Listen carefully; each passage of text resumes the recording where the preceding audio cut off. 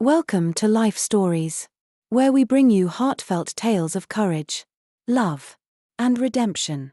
Today's story takes us behind the grand facade of a wealthy family, where darkness and secrets lurked beneath the surface. When a compassionate housekeeper discovers the truth, she embarks on a courageous journey to free a little girl from the grip of fear and manipulation, changing their lives forever. It's a story of resilience, healing, and the power of love to overcome even the deepest scars.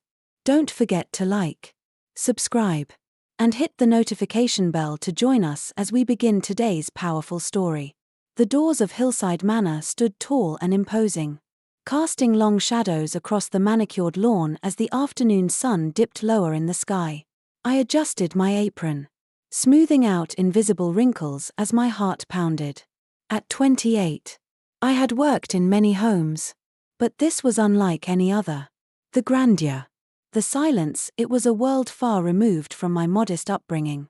The manor wasn't just a house, it was an empire wrapped in bricks and mortar, ruled over by the enigmatic Leonard Harris. Stepping through the ornate doors for the first time, I was greeted by Martha, the head of staff. She was a stout woman with a stern face and sharp eyes that seemed to notice everything. Her voice carried an air of authority as she gave me a tour of the sprawling mansion.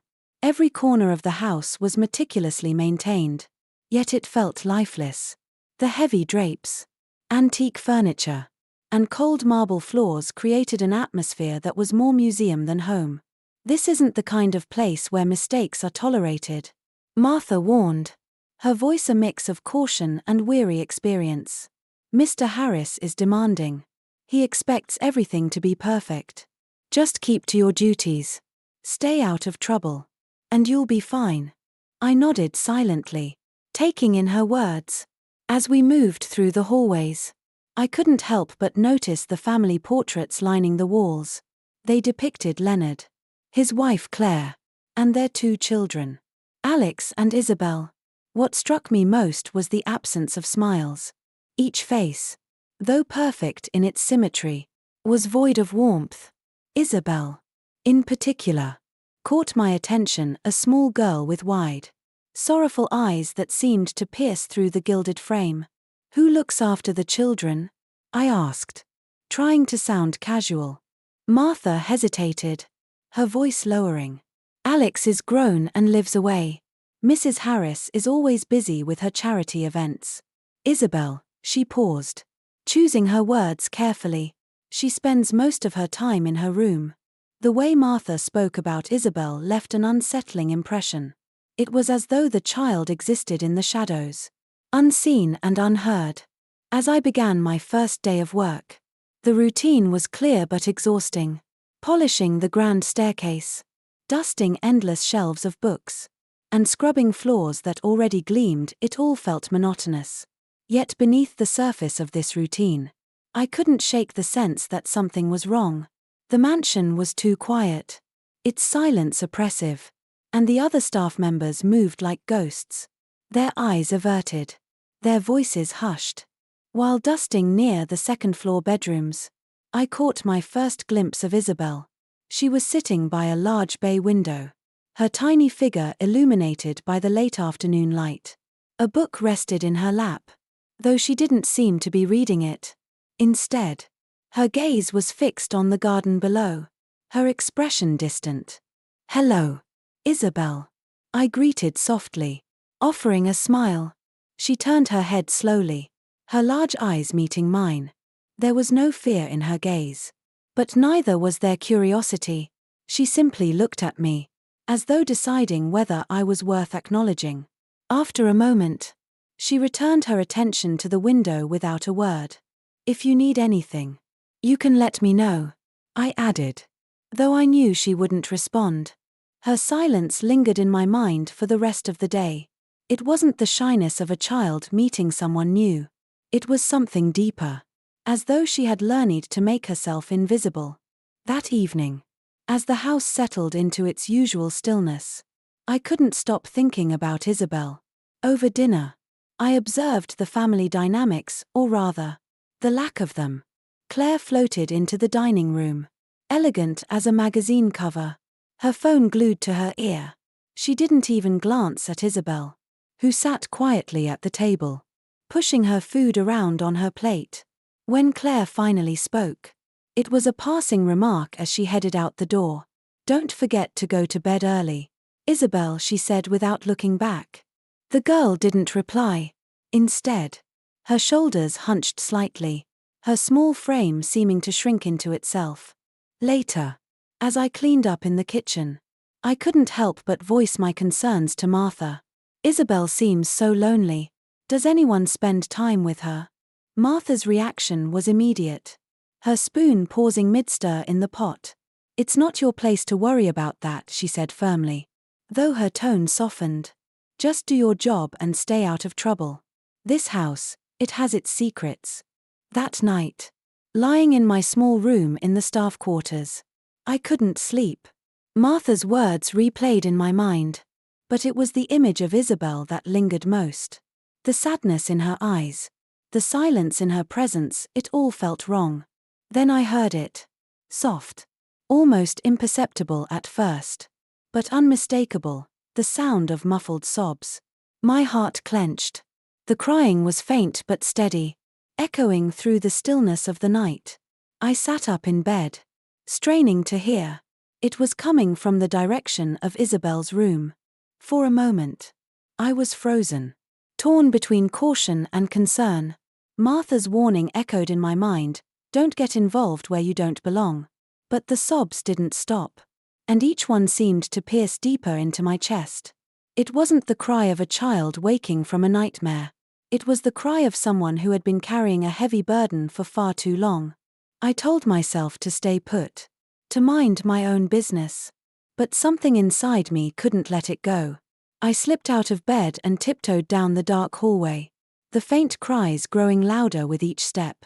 When I reached Isabel's door, I hesitated, pressing my ear against the wood. The sobs were clearer now, heartbreakingly restrained, as though she was trying not to be heard. My hand hovered over the doorknob. Every instinct told me to walk away, to leave it alone.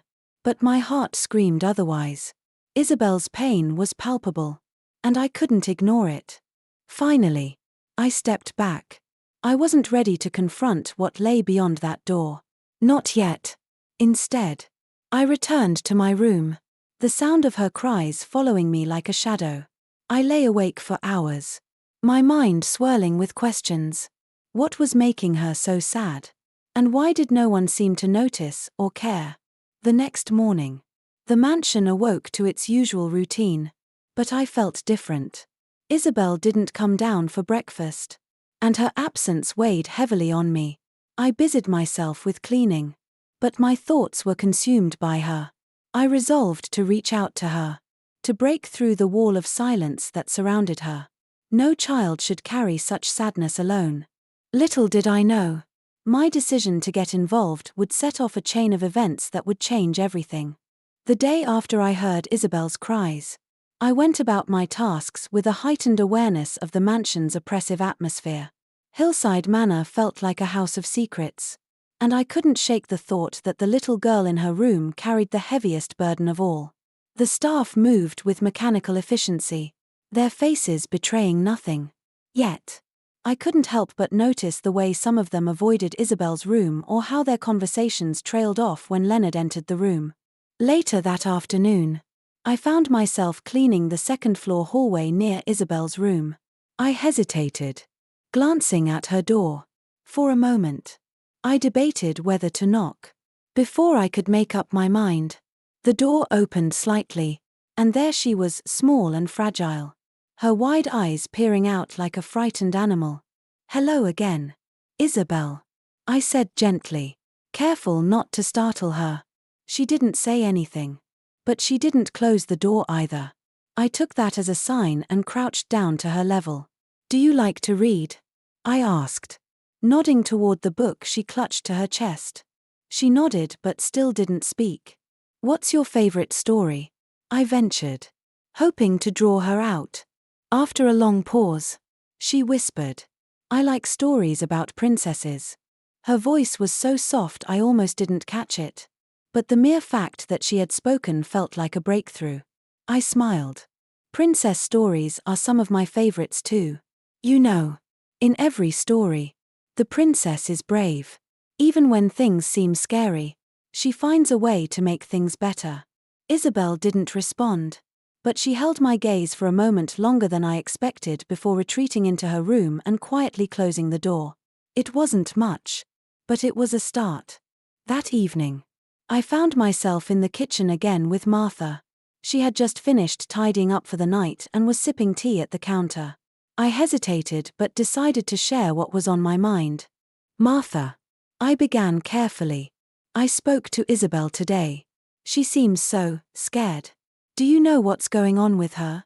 Martha set her cup down with a sigh, her eyes narrowing as if weighing whether to trust me. Olivia, I've worked here for years. I've seen things that would make most people run for the hills. This family has its demons. But the head of the house, she paused, glancing over her shoulder. Leonard controls everything. He's not a man to cross. Her words sent a shiver down my spine, but they only fueled my determination. But Isabel's just a child, I said, my voice trembling slightly. She shouldn't have to live like this. Martha gave me a hard look. You're not the first to notice. You know, there was a nanny before you, Eleanor. She tried to stand up to Leonard. She didn't last long. One day, she just disappeared. No warning. No explanation. If you're smart, you'll stay out of it. I wanted to argue, to say that someone had to do something, but the fear in Martha's voice held me back. Instead, I nodded, pretending to take her advice. Though my heart burned with resolve, I couldn't let Isabel's cries go unanswered. That night, the sobbing began again. It was quieter this time, almost as if Isabel was trying to muffle it. I sat on the edge of my bed, my fists clenched, willing myself to stay put. Martha's warning echoed in my mind, but so did Isabel's small, scared voice. I knew I couldn't ignore her again. I made my way to her room, my bare feet silent against the carpet. This time, I didn't hesitate. I knocked gently and opened the door just enough to peek inside. Isabel was sitting on her bed, her knees drawn to her chest, her tiny body trembling as she cried. My heart broke at the sight. Isabel, I said softly, stepping inside. It's just me, Olivia. She looked up, her tear-streaked face filled with a mix of fear and relief. I'm sorry, she whispered, her voice trembling. I didn't mean to wake anyone. You don't have to apologize, I assured her, sitting on the edge of her bed. But I need you to tell me what's making you so sad. Isabel hesitated, her hands clutching the edge of her blanket. I can't, she murmured. Daddy will be mad. My chest tightened. Isabel, whatever it is, you don't have to face it alone. I'm here for you. She shook her head, tears streaming down her cheeks. He says I can't tell anyone, that I have to be good. If I don't, he'll take everything away. Her words sent a chill through me, but I forced myself to stay calm. It's okay, I said gently. You don't have to say anything now, but I want you to know that you're not alone. Isabel, I'm here, and I'll help you however I can. For the first time, Isabel leaned forward, resting her head against my shoulder. Her small frame shook with quiet sobs, and I held her close, feeling a fierce protectiveness rise within me. When she finally fell asleep, I quietly left her room, my mind racing. Leonard's name lingered in my thoughts like a dark shadow. Whatever he was doing to Isabel, it was worse than I'd imagined. But what could I do? Martha's warnings were clear, crossing Leonard Harris was dangerous. Yet, I couldn't stay silent. Isabel needed someone to fight for her, and I wasn't going to let her down. As I lay in bed that night, a plan began to form. I couldn't confront Leonard alone. But maybe I didn't have to. Somewhere in this house was the key to freeing Isabel. I just had to find it. The days that followed were steeped in unease. Isabel's cries haunted me, But the fear in her voice when she mentioned her father was what disturbed me the most. Leonard Harris, the man I'd barely seen since I started working at Hillside Manor, seemed to loom over every corner of the house, his presence oppressive even in his absence. I decided I couldn't stay silent any longer. If I couldn't help Isabel on my own, maybe someone else could. One afternoon, while dusting in the library, I finally encountered Leonard face to face. He stood in the doorway, his dark eyes fixed on me, his posture exuding control and dominance. He was impeccably dressed, his hair streaked with silver at the temples, and his gaze carried an unspoken warning. "You're the new housekeeper," he said, his voice low and deliberate. "Yes, sir," I replied, keeping my tone steady though my hands tightened around the dust cloth.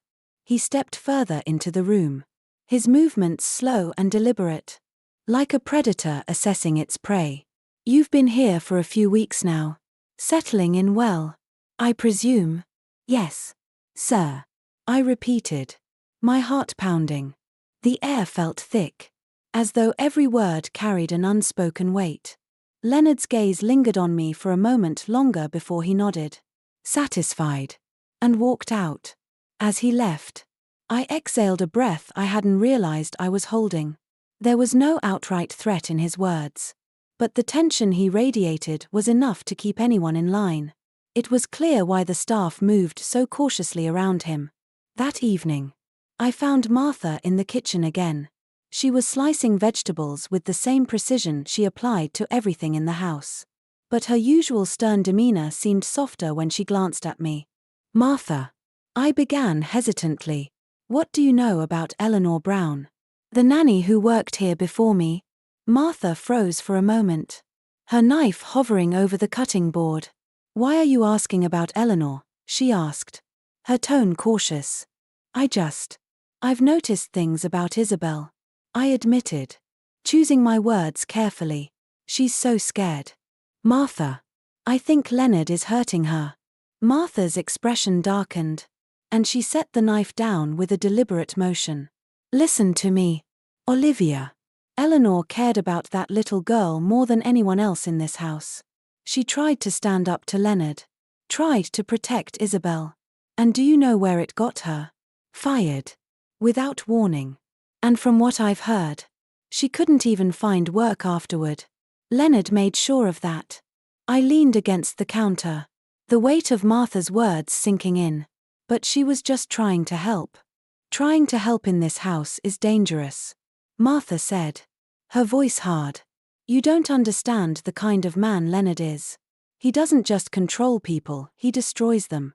The gravity of her warning was clear, but I couldn't bring myself to walk away. "Is there anyone else who can help? Someone who might know more?" Martha hesitated, then sighed. "Eleanor might, if you can find her. But be careful, Olivia. If Leonard even suspects you're meddling, he'll come after you too." That night, I couldn't sleep. My mind raced with questions. Where was Eleanor now? And if she knew the truth, why hadn't she done more to expose Leonard? I knew the risks of getting involved, but Isabel's cries echoed in my mind, spurring me forward. The next morning, I decided to search for Eleanor. I approached the office where the staff files were kept, hoping to find some trace of her. As I sorted through the drawers, my hands shaking with every creak of the filing cabinet, I finally found her name, Eleanor Brown. Her file was thin, but it contained an address. Taking a deep breath, I copied down the information. It was a risk to leave the house during my break, but I couldn't wait any longer. Isabel didn't have time for me to be cautious. The address led me to a modest neighborhood on the outskirts of town. The houses were small but well kept, a stark contrast to the grandeur of Hillside Manor. When I knocked on the door, a young woman answered. She had tired eyes and a guarded expression, but there was a kindness in her gaze that gave me hope. "Are you Eleanor Brown?" I asked, my voice trembling slightly.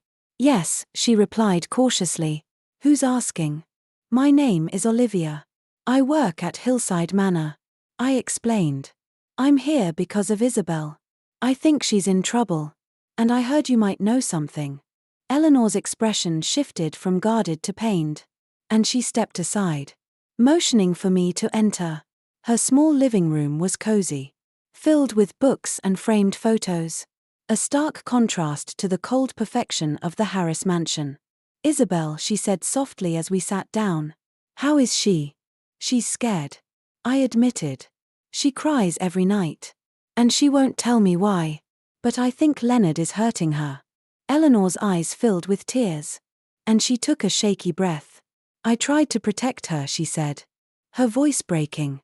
I tried to stand up to him. But Leonard, he's ruthless. He fired me the moment I questioned him.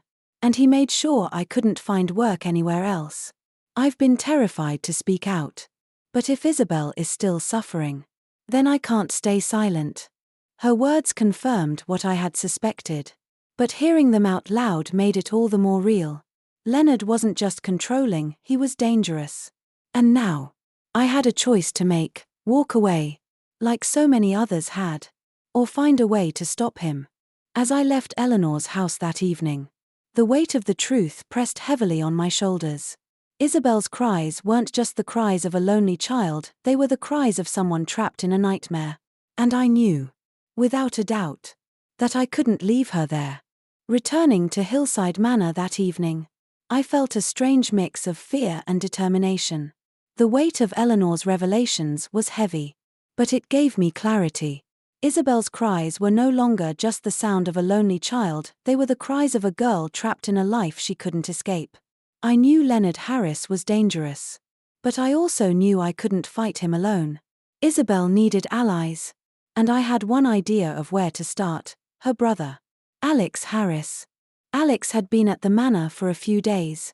Though his presence was more of a shadow than a reality, he kept to himself, avoiding his father and spending much of his time in his old study. The staff whispered about his estrangement from Leonard, speculating that Alex had left to escape the man's suffocating control. If anyone could understand what Isabel was going through, it was him. The next morning, I found Alex in the library. He was seated in a leather armchair near the window, his dark hair slightly disheveled, a book open in his lap. He looked up as I entered, his sharp eyes narrowing in curiosity. "Can I help you?" he asked, his tone polite but guarded. I hesitated, suddenly unsure of how to begin. "I'm Olivia," I said, stepping closer. "I work here as a housekeeper, but I wanted to talk to you about Isabel." At the mention of his sister's name, Alex's expression shifted. He closed the book and leaned forward slightly, his curiosity piqued. "What about Isabel?" "She's not okay," I said carefully. "She's scared, Alex. She cries at night. And she's terrified of your father. I think something is happening to her. And I don't know how to help." Alex's jaw tightened, and he looked away, his gaze fixed on the garden outside. For a long moment, he didn't speak. When he finally did, his voice was low and strained. "You're not the first person to notice. I left this house years ago because of him. I couldn't stay. But Isabel can't leave," I said softly. "She's still here. And she needs someone to stand up for her." Alex exhaled sharply, his hand running through his hair. "You don't know what you're asking, Olivia. My father is ruthless. He doesn't just control, he destroys. He'll do whatever it takes to keep things the way he wants." "I know," I said, my voice firm despite the fear bubbling inside me. "But you're her brother. You know what it's like to live under his control. If anyone can help her, it's you." Alex stared at me, his expression a mixture of frustration and guilt. "Do you think I don't care about her?" he asked, his voice rising slightly. "I do. But standing up to him, it's not as simple as you think." "No, it's not," I agreed. "But you're not alone in this, Alex. I'm here. And I know Isabel's former nanny, Eleanor, tried to help her too. Together, we can do something. We can get Isabel out of this nightmare."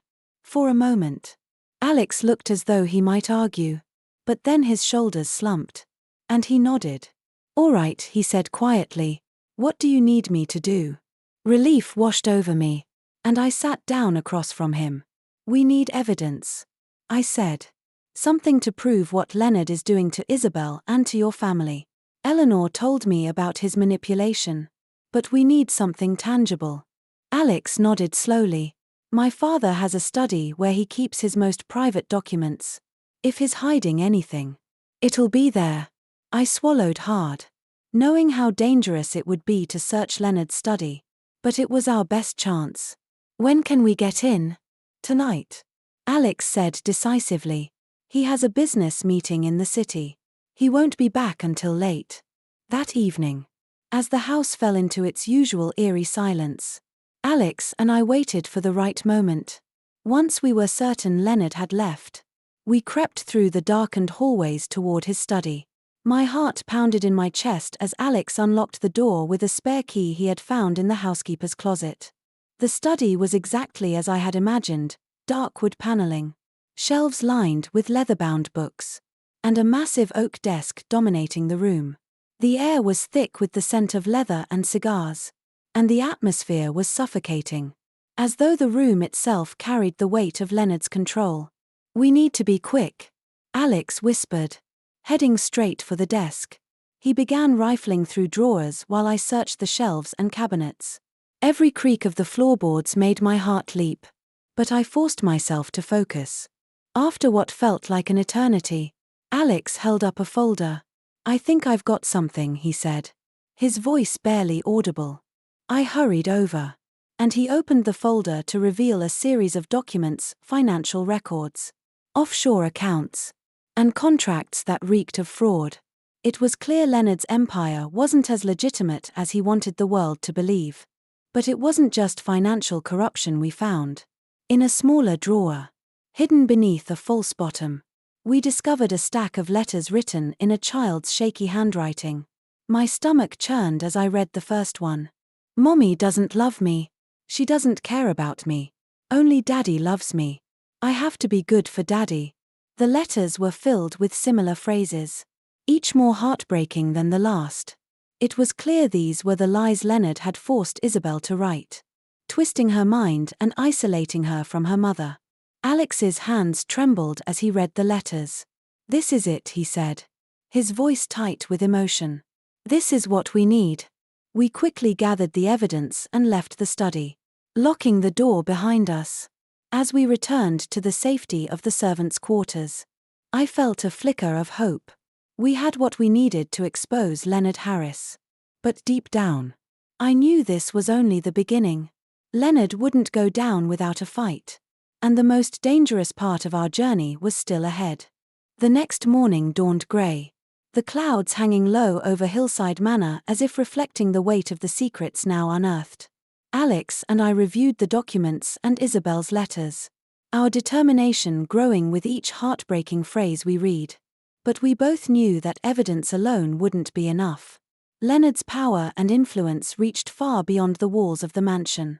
We needed someone with enough standing to confront him head-on. Claire Harris, Isabel's mother, had always struck me as distant, detached from the household and her children. But now I saw her in a different light. If we could make her understand the depth of Leonard's manipulation of Isabel's suffering, she might be the key to breaking his control. It was a gamble, but one worth taking. Claire was in her private sitting room that afternoon, preparing for yet another charity event. She looked as pristine as ever, her makeup flawless, her clothes tailored to perfection. But when Alex and I entered the room, her practiced smile faltered. "Alex, Olivia, what's this about?" she asked, her tone more curious than concerned. "Mom, we need to talk about Dad," Alex said bluntly, his voice steady. Claire raised an eyebrow, setting down the silk scarf she had been adjusting. "What about your father?" I hesitated, glancing at Alex, who gave me a nod of encouragement. Taking a deep breath, I stepped forward and placed Isabel's letters on the table in front of her. "These are from Isabel," I said quietly. "Your husband made her write them." Claire's expression shifted from confusion to shock as she picked up the top letter. Her perfectly manicured fingers trembled as she read the words, her eyes widening with each line. By the time she reached the second letter, tears were streaming down her face. "No," she whispered, her voice breaking. "This can't be true. Leonard wouldn't, he couldn't." "He did." Alex interrupted, his tone sharp but not unkind. "Mom, you've been blind to what's been happening in this house for years. Dad has manipulated Isabel. Just like he manipulated you. He's isolating her. Breaking her down so that she only depends on him." Claire shook her head, clutching the letters to her chest. I thought she was just quiet. I thought she was adjusting." "She's not adjusting. She's terrified," I said gently. "And she's not the only one. Alex has felt it too. So have I, even in the short time I've been here. Leonard's control over this family is suffocating." For a long moment, Claire didn't speak. Her tears fell silently as her eyes darted between Alex and me, then back to the letters. Finally, she drew a shaky breath and stood. "What do we do?" she asked, her voice barely above a whisper. Alex exchanged a look with me, relief softening the tension in his face. "We expose him," he said. "We have the evidence, the letters, the financial documents. If we go public, he won't be able to hide behind his reputation." Claire nodded slowly, though fear lingered in her eyes. "He'll fight back," she said. "You know what he's capable of." "We know," I said. "But Isabel can't keep living like this. Neither can you." That evening, we finalized our plan. Alex reached out to an independent journalist, someone who had built a reputation for uncovering scandals involving the powerful elite. Meanwhile, I made arrangements to get Isabel out of the house. If Leonard suspected what we were planning, he would go straight for her. We couldn't let that happen. I contacted Eleanor, who had agreed to help in any way she could. "Can Isabel stay with you for a few days?" I asked over the phone. "She'll be safe with you." "Of course," Eleanor replied without hesitation. "I'll take care of her as if she were my own daughter." The next day, while Leonard was away at a business meeting, I quietly packed a small bag for Isabel. I found her sitting in her room, her knees drawn to her chest as she stared out the window. "Isabel," I said softly, sitting beside her, "we're going to take you somewhere safe. You'll be with Eleanor for a little while, and she'll take good care of you." Her wide eyes filled with uncertainty. "What about Mommy?" she asked. "And Alex?" "They'll still be here," I assured her. "But we need to make sure you're safe first. This is just for a little while." "Okay." She hesitated, then nodded, clutching a stuffed bear to her chest. "Okay." That night, as the house fell into its usual silence, Alex and I quietly escorted Isabel to the back entrance, where Eleanor was waiting with her car.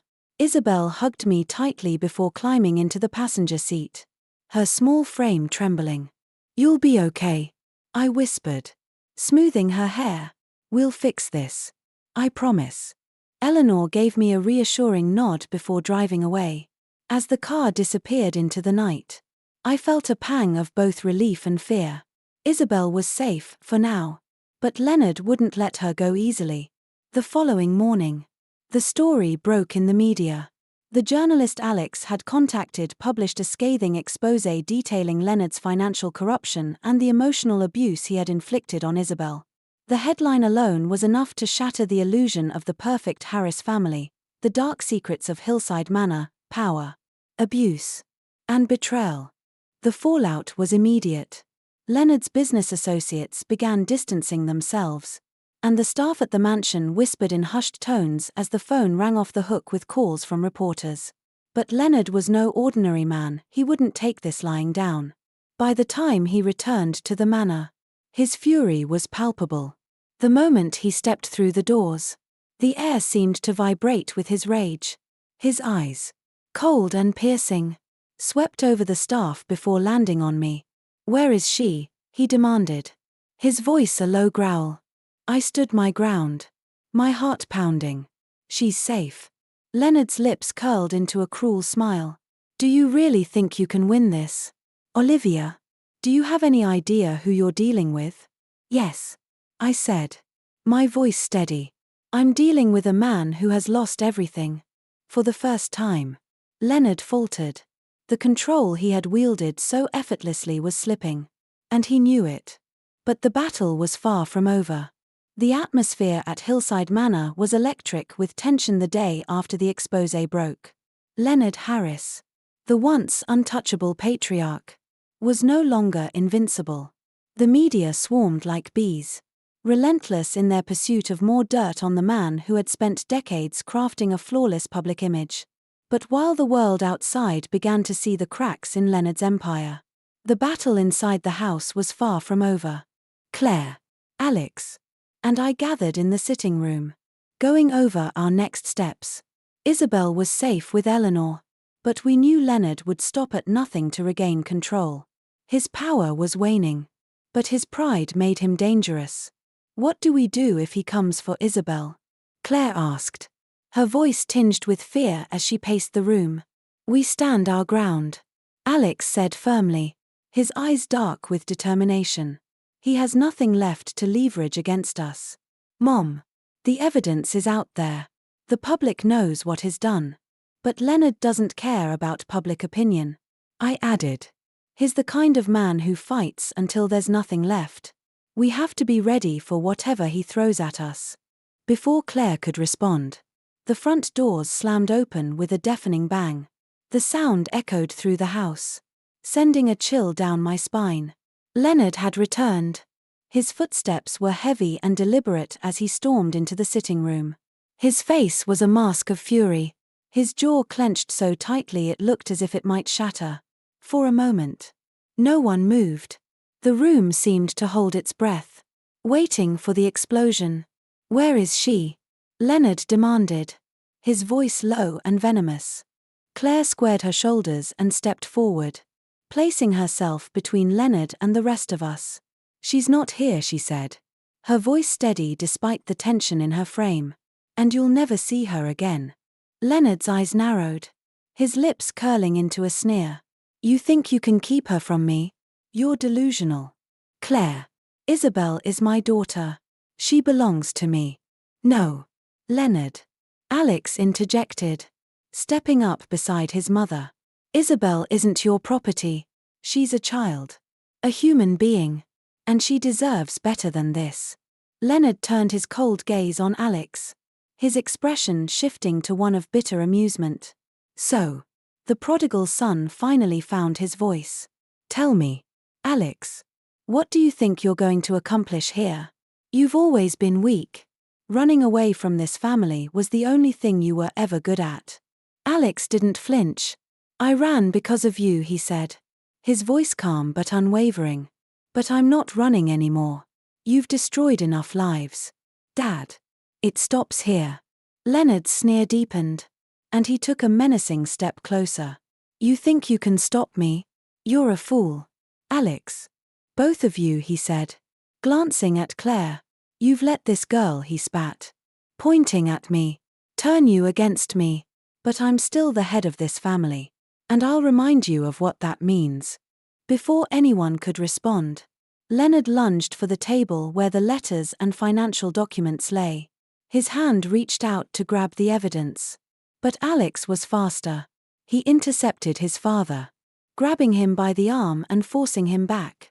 Not this time, Alex growled, his voice filled with a quiet rage I hadn't heard before. You don't get to control us anymore. Leonard shoved Alex away, his face twisted with anger. You ungrateful little. Enough. Claire's voice cut through the chaos like a knife. She stepped forward, her eyes blazing. This family is done with you. Leonard. Isabel is done with you. And if you try to take her, I swear I'll make sure you rot in prison. Leonard froze, his chest heaving as he glared at her. For the first time, there was a flicker of uncertainty in his eyes. Claire, the woman he had manipulated and controlled for years, was standing tall, unyielding in her resolve.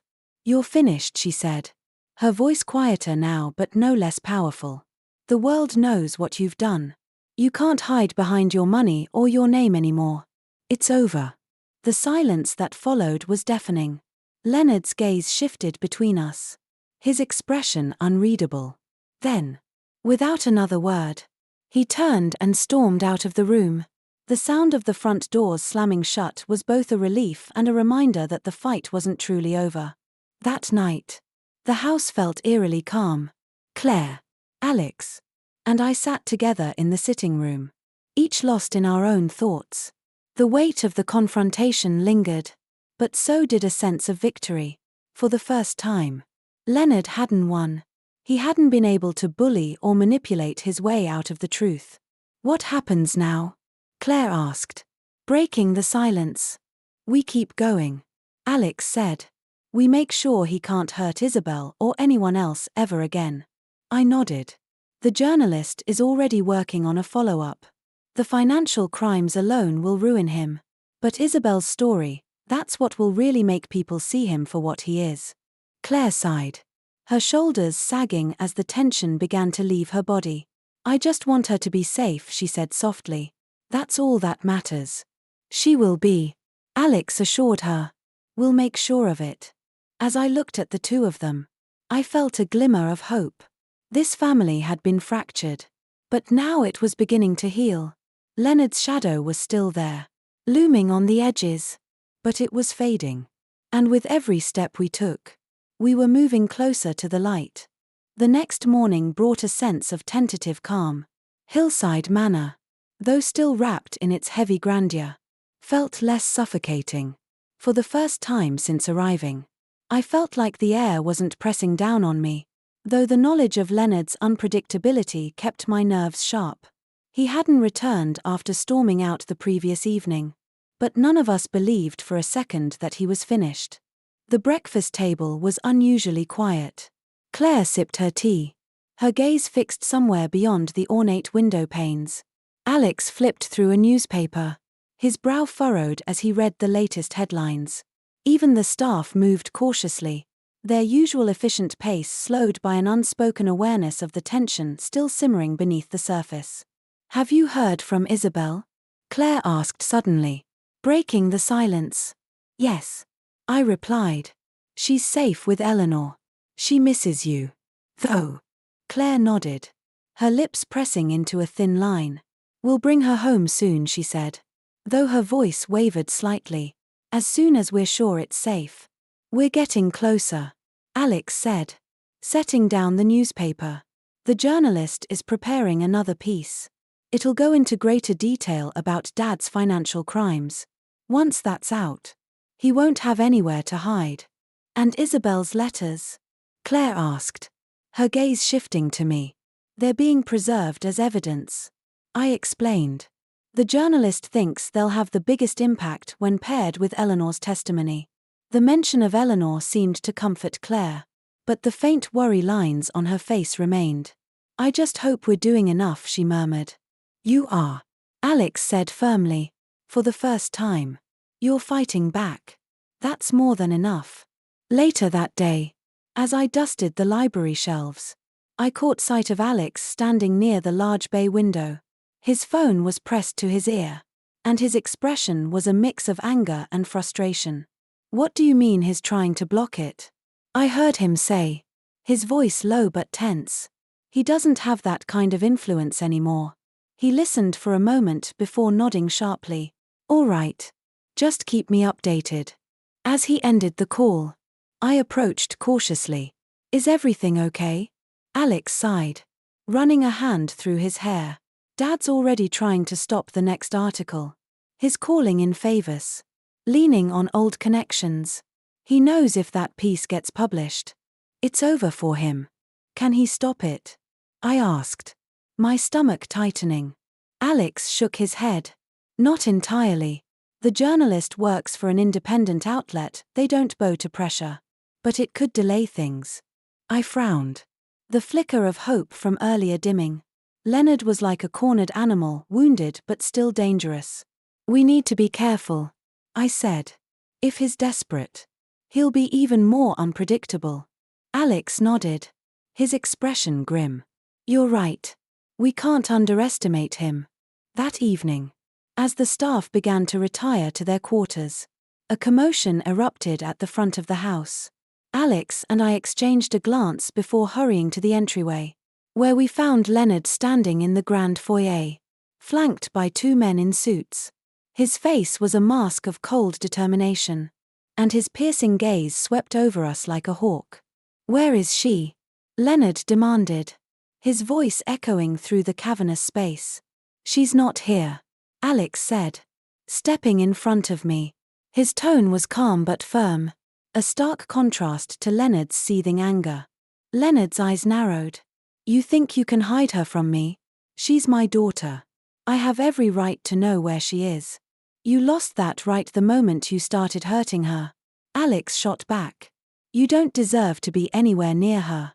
Leonard's lips curled into a cruel smile. You're making a mistake, Alex. Both of you, he said, shifting his gaze to me. You're meddling in things you don't understand. I understand enough, I said, my voice steady despite the fear coursing through me. Isabel deserves better than this. And so does Claire. For a moment, Leonard looked like he might lunge at me, but one of the suited men placed a hand on his arm, stopping him. Mr. Harris. Perhaps we should leave, the man said quietly. Leonard didn't move. His eyes locked on me. You think you've won, he said, his voice low and menacing. This isn't over. Not by a long shot. With that, he turned and stalked out of the house, the two men trailing behind him. The heavy front doors slammed shut, and the sound reverberated through the hall like a gunshot. That night, none of us slept well. The encounter with Leonard left a lingering unease, and I found myself checking the locks on the doors and windows more times than I could count. Alex stayed up late in the sitting room, poring over the evidence we'd gathered, while Claire retreated to her room, her usual composure noticeably shaken. As I lay in bed, staring at the ceiling, I couldn't shake the feeling that Leonard was planning something. He wasn't the type to back down, especially not when his pride was on the line. We had taken steps to protect Isabel, but I worried it might not be enough. The next morning, as the first rays of sunlight filtered through the manor's tall windows, Alex knocked on my door. We need to talk, he said, his voice urgent. I followed him to the library, where Claire was already waiting. Her face was pale, and she clutched a letter in her trembling hands. It's from Leonard, Alex explained, gesturing to the paper, his demanding sole custody of Isabel. My heart sank. Can he do that? He's trying, Claire said, her voice barely above a whisper. He's claiming I'm an unfit mother and that Isabel belongs with him. But he doesn't have a case, I said. Not with everything we've exposed. Alex nodded. Exactly. This is a desperation move. He's trying to intimidate us. Claire took a deep breath, her eyes hardening with resolve. Then we won't let him. We'll fight him every step of the way. As I looked at Alex and Claire, I felt a renewed sense of determination. Leonard might still be a threat, but we weren't going to let him win. Isabel's future and this family's freedom was worth fighting for. The letter from Leonard set the tone for the days that followed. He had filed a formal motion for custody of Isabel, and although we knew it was a desperate move, the threat couldn't be ignored. Leonard's resources, though diminished, were still formidable, and his ability to manipulate situations was legendary. Claire, Alex, and I spent hours with their lawyer, preparing for what would inevitably be a grueling legal battle. Each letter Isabel had written, every financial document we had uncovered, and Eleanor's testimony would play a crucial role. But Leonard was cunning, and we knew this fight would require more than just evidence. It would require strength and unity. Are you sure you want to do this? The lawyer asked Claire one evening as we sat in the library. Papers spread across the table. Claire straightened her shoulders, her chin lifting. I've never been more certain of anything in my life, she said. This ends now. For Isabel. For all of us. Alex nodded in agreement. We're ready. Despite our confidence. The atmosphere in the house was tense. Leonard hadn't made another personal appearance since his last outburst. But his shadow loomed large. The staff, already skittish, seemed to disappear entirely. Their usual efficiency replaced with hushed whispers and quick, nervous glances. The weight of the impending court hearing was suffocating. But it also solidified our resolve. The day of the custody hearing arrived with an air of inevitability. The courtroom was packed. Reporters and curious onlookers filling the gallery. The Harris family's fall from grace was a spectacle the public couldn't resist. Leonard entered the courtroom flanked by his legal team. His expression as cold and composed as ever. He wore his usual tailored suit. The image of a man still in control. But there was a flicker of something else in his eyes, desperation. Barely hidden beneath the surface. Claire sat beside her lawyer. Alex on her other side. I was seated just behind them. There to support but also to bear witness. This wasn't just a legal battle, it was a confrontation of the truths Leonard had spent decades burying. The hearing began with Leonard's lawyer presenting his case. He painted Leonard as a devoted father. A man who had provided for his family and was now unfairly maligned by baseless accusations. It was a performance. Polished and convincing. But hollow. When Claire's lawyer took the floor, the atmosphere shifted. He began with the letters Isabel had been forced to write, projecting them onto a screen for the entire courtroom to see. Each line, filled with Leonard's manipulative words, was like a dagger cutting through the facade he had so carefully crafted. These letters were not written by a child expressing genuine feelings, the lawyer stated. They were dictated by a man who sought to isolate his daughter and maintain control over her mind and emotions.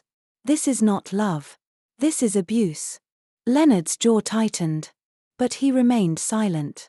His lawyer objected, calling the letters inadmissible and irrelevant, but the judge overruled him. Next came Eleanor's testimony. She spoke of the years she had worked in the Harris household, the fear she had seen in Isabel's eyes, and the night she had been dismissed without warning after trying to intervene. Isabel didn't just live in fear of her father, Eleanor said, her voice steady but filled with emotion. She lived in a prison, and Leonard Harris was the warden. Finally, Claire took the stand. She was nervous at first, her voice trembling as she recounted the years of manipulation and control she had endured. But as she spoke, her confidence grew. I failed my daughter, she admitted, her voice breaking. I didn't see what was happening. I didn't protect her. But I'm here now, and I will never let her suffer again. When the time came for Leonard to speak, his composure cracked. He denied the accusations vehemently, his voice rising as he railed against what he called a campaign of lies. But the more he spoke, the clearer it became that his words were fueled by anger, not truth. His carefully constructed image was crumbling before our eyes. Then came the moment that silenced the room, Isabel's testimony. She entered the courtroom hesitantly, her small frame dwarfed by the vastness of the space. She clutched Claire's hand tightly as she walked to the stand, her eyes wide but resolute. The judge spoke to her gently, assuring her she was safe. Can you tell us about your life with your father, Isabel? The judge asked. Isabel hesitated, her gaze flickering to Leonard, who sat rigid in his seat. Then she took a deep breath and spoke. He made me write bad things about Mommy, she said, her voice soft but clear. He said if I didn't, she would leave me forever. He told me he was the only one who loved me. Her words hung in the air like a weight. And for the first time, Leonard looked truly shaken. Isabel continued, describing the fear she had lived with, the nights she had cried herself to sleep, and the relief she felt now that she was with Eleanor. When she finished, the courtroom was silent. Even the reporters, who had been scribbling furiously, seemed frozen. The judge leaned forward, his expression grave. Thank you, Isabel, he said gently. You've been very brave. As Isabel stepped down, Claire and Alex rose to meet her. wrapping her in their arms. I watched as the weight she had carried for so long seemed to lift. If only a little. The judge called a brief recess before announcing his decision. As we waited, the tension in the room was palpable. Leonard sat alone, his legal team murmuring quietly around him. But he didn't look at them. His gaze was fixed on the table in front of him, his mask of control finally slipping. When the judge returned, the verdict was swift and decisive. Custody of Isabel was granted to Claire, and Leonard was ordered to have no contact with her. Additionally, the evidence of his financial crimes would be handed over to the authorities for further investigation. Leonard's reaction was explosive. He rose from his seat, shouting accusations and threats. But the court officers quickly restrained him. As he was led out of the courtroom, his voice echoed behind him, "This isn't over, but for us." It was. The chains Leonard had used to bind this family had been broken. That night, as we returned to the new home Claire had rented for herself and Isabel, there was a sense of quiet triumph. The fight had been long and grueling, but we had won. Isabel was safe, and the Harris family was finally free. The story of the Harris family's liberation came to a close with a sense of renewed hope and healing. Leonard's reign of control had been shattered, and the light of truth had finally pierced through years of darkness. As Claire, Alex, and Isabel settled into their new home, the echoes of the past began to fade. Isabel, once a fearful child, started to smile again, finding joy in simple things like painting and playing in the garden. Claire embraced her role as a mother with newfound determination. And Alex, no longer running from his past, became a pillar of strength for his sister. Olivia, who had come into their lives as a housekeeper, left as a cherished member of their family. Her courage and compassion had not only saved Isabel but also inspired a profound transformation in everyone she touched. As they gathered for dinner one evening, laughter filled the air, a sound that had been absent for far too long. The Harris family was no longer bound by fear but united by love and resilience. Thank you for joining us for this heartfelt story of courage and redemption. Don't forget to like, subscribe, and hit the notification bell to stay tuned for more incredible stories on Life Stories. See you in the next video.